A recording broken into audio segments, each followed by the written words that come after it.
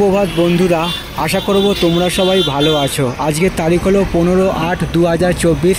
আমি চলে এসেছিলাম রেড রোডে।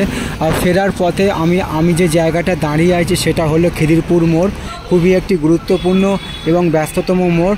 সেই একটা ছবি আমি তোমাদের সামনে তুলে ধরার চেষ্টা করছি।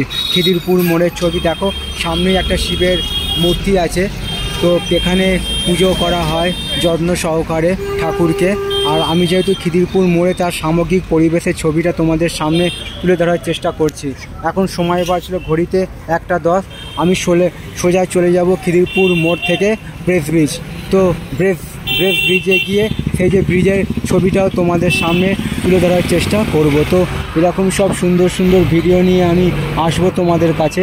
তোমরা আমার পাশে থাকবে, এইটুকু আমি আশা রাখলাম। এবং সবার জন্য শুভকামনা রইল আমার পক্ষ থেকে।